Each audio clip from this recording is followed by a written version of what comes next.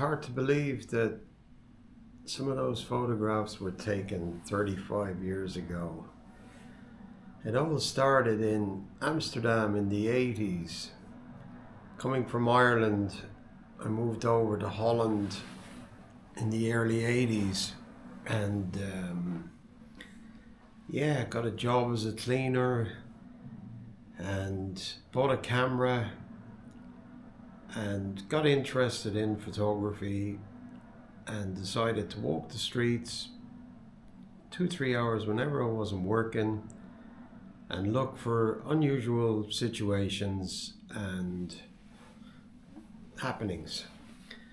And it just so happened to be in the 80s there was always rock bands playing on the Dam Square in Amsterdam, and I thought that's a great focal point to go to every day.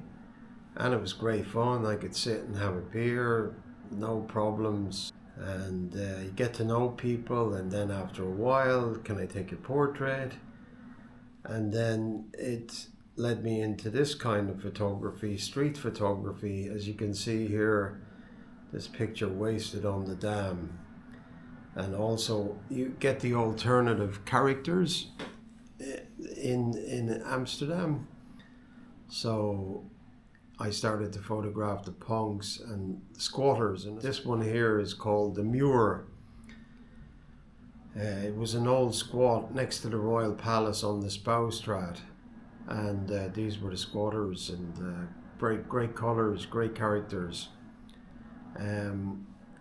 Then I went out to Hong Kong and ran into a guy called Magnus Bartlett, a publisher, and he said, hey, your work looks nice, go up to Beijing.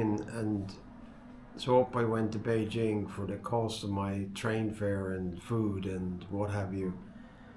And I came back only with portraits, and they were saying, where are the pictures of the Temple of Heaven, and where are the pictures of Forbidden City and so on. And I said, oh, I thought you just wanted me to go and take pictures of people. So, lesson learned. Fast forward 1989, they asked me would I go up to India, Rajasthan, and I'd been twice and I didn't really fancy India, but what can you do? You can't knock an assignment, and especially your first international one. So off to India I went, and this is some of the product of what I did in India. So, but I decided to make a special point of looking for unique portraits. That's the word I was trying to get. Unique portraits. Portrait that really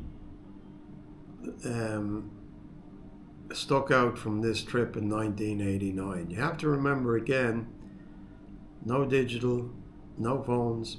It was when you got back home, maybe 10 weeks later, with your precious bags of exposed films, freaked out at airports because of the scanning machines. Always try to get them through with hand check, this kind of stuff. And you go to the lab, and so I started putting all the portraits together and realized, wow, that's it. These two portraits are the defining moment in my direction of where I wanted to go as a photographer, and that was people. So Rembrandt Girl, I made a big print of, put it on the wall. People came to my home over the year, because remember I hadn't been very long in Amsterdam, 5-6 years, and you don't really get involved there wasn't a lot of touristic things done in the 80s. The boom came late 80s, early 90s, and the rest is history, as they say, with today's travel and what have you. So I hang it on the wall, and people used to come and say, gee, Tony, that's a great shot. And they said, and there were Dutch guests to our home, and they would say, it looks like a Rembrandt. And I'd be going, who the is Rembrandt? I don't know who he is. And so after about 4 or 5 comments like that, I decided I should really go and see who this Rembrandt is, because it was an honor, a real honor, that people would say, hey, she looks like Rembrandt. Here it is again, just one more time for you to see. And learned about it. Then I went on to Gujarat, and I got this beautiful old lady in a doorway.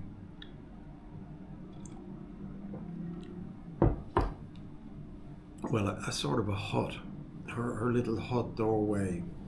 Again, didn't think much about it, and got back to Amsterdam, got it developed, put it up in the light box, go, wow, this is something different. Again, people said to me, she looks a bit like E.T. So I titled it E.T.'s Mother for a few exhibitions. I'll leave you use your own imagination on that one. But these were the 2 portraits that were defining. And then I came back to Amsterdam, and of course with the book on Rajasthan, not published, but with Slides of India, you had a portfolio to go to the likes of Tony Stone Images in London, and strengthen your catalogue with them, and they would sell worldwide for you. And Tony Stone actually made a comment on the Rembrandt girl, and he said it was one of the most beautiful photographs he had seen. So what a nice compliment that was to me, coming from a great man like Tony Stone, who ran Tony Stone Images. Okay, then over the next few years, I found out there was a holiday fair in Utrecht, which is 40 kilometers from Amsterdam, and I made it a pilgrimage. Every January I would go to the vakantiebeurs. So I'd come home for Christmas, do the traditional type dinners with family and friends in Amsterdam, and never left until after the holiday fair. And they became so synonymous in my life. It was just every year I went to the holiday fair for maybe 13 years in a row. And it was there I built up these great travel clients like Real Contact, SRC Kulturvakanties up in Groningen. And here are some of the covers and magazine brochures you can see right here. What I published with some of the great Indigo tours, KLM, big calendars with KLM I used to do as well, and many kinds, and through Tony Stone, who became Getty Images, I worked with Rough Guide, also directly. Lonely Planet they sold. Getty was great because they sold a lot of stock photography, and that was great. So thank you all those great Dutch tour operators, and even to this day, from the early 90s, I can contact them via WhatsApp and we have a chat sometimes, or it was a great time, roaring time. Thank you. So now the new me comes in. I still take photographs, don't get me wrong. Look at this beautiful picture I took in Calcutta in 2022 of this young girl. The eyes were just mind-blowing, amazing. She was dressed as Lord Shiva. I still. So that was 1989 with the Rembrandt girl, and here we are, 2022, with Yeah, this young girl in Calcutta. So it was while in Ireland in 2018, I came across this camera. It's called the Osmo Pocket, and it's got a lovely stabilizer gimbal, and it shoots up to 4K. And I thought, wow, this is, because I had previously had a gimbal, and it was just so difficult to operate it that I decided this could be the tool. So I got two of them, and I decided, what can I do? Watching David Attenborough on TV one evening, and he was saying, or the commentator was saying, he's almost 93, 94. And I go, wow, if he can do it at 93, I could easily go back to shooting, because the photography, with the emergence of smartphones in 2007, stock photography as we knew it in our age group, it's lost its allure because there was very little royalty. That was really scary for me, most of all, of the digital age, was you became the lab, you became the photo lab. Why? Because you had the camera, it was digital. So then you had the raw files, then you needed Photoshop, then you needed this. And I hadn't got a clue anything about raw images, JPEGs, anything like that. So basically, I went by the wayside just because I couldn't keep up. It was a whole new education again, which I just couldn't fathom at that particular moment. I just didn't even know where to start. I mean, even for me, months down the road, with the help of a friend, to resize an image from RAW was like, my goodness, it was just too much. To be honest with you, I am not a tech nerd whatsoever. So that was that. So what I'm going to show you today are small clips on what I've been doing the last 4 years. And what I've been doing is, I went out to India. This photograph here of the Rat Temple I took in 1989. After watching the David Attenborough little show, my mind started to work. What can I do? Where can I go?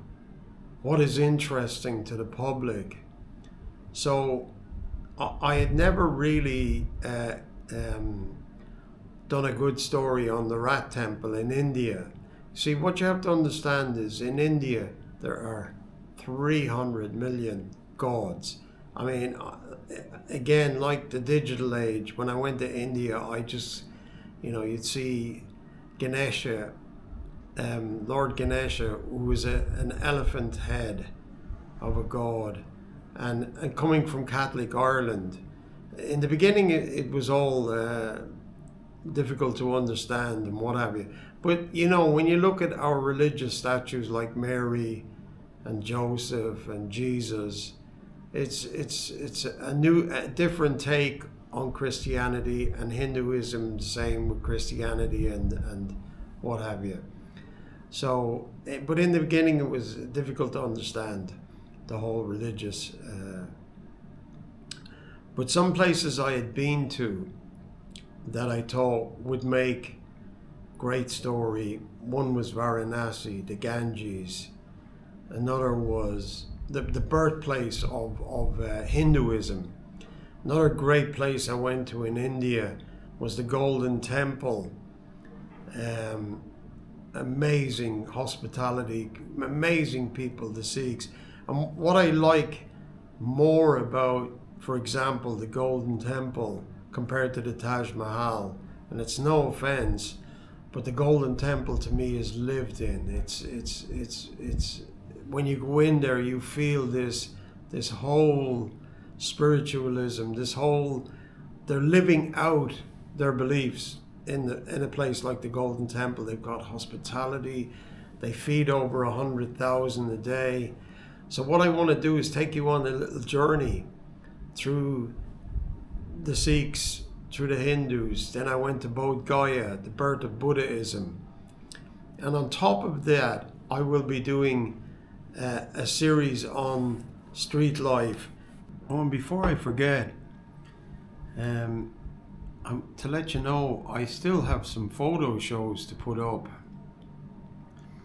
One is going to be on the Great Horse Fairs of Ireland, which I took over 20 odd years. I used to go to, whenever I went back to Ireland, just like the Dublin in the 90s, I had a thing about the horse fairs. I loved them. They were great. Down in Clare, up in Cavan, County Cavan, Muff, the greatest. My favourite was Muff. Spancil Hill, Mam's Cross out in Connemara, and here's some of the images again from the horse fair series. I haven't decided to put it to music or narrate it. All these things you have to pick up when you start out with this whole YouTube editing and what have you. And then I'll be doing landscapes of Ireland, people of Ireland, farm animals of Ireland. So there's plenty photo stories mixed in with the videos, just for your information. Okay.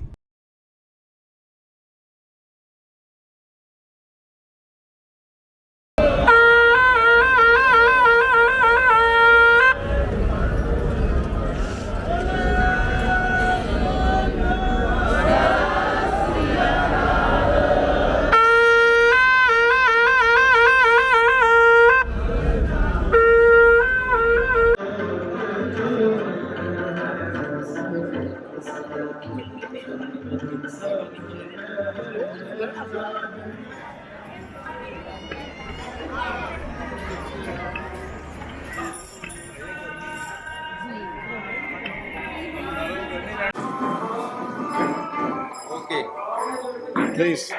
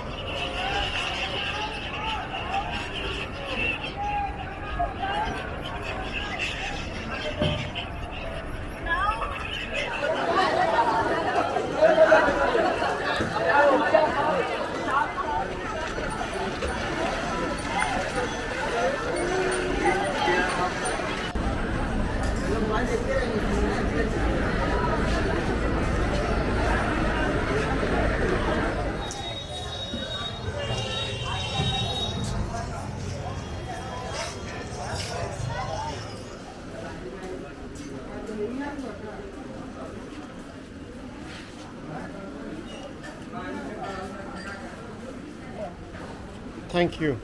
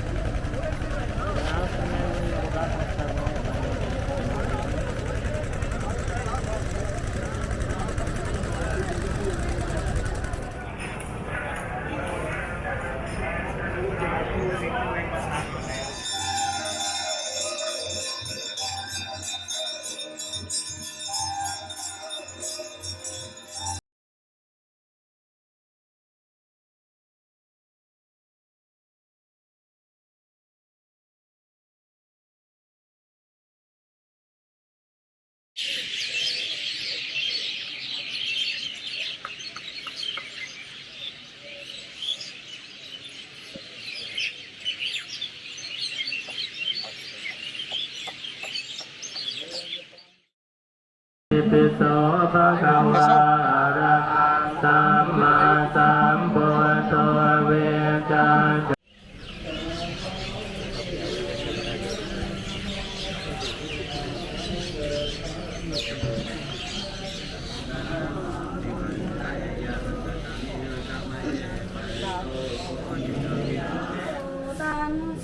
Nam mô U Minh Giáo sư Đại Từ.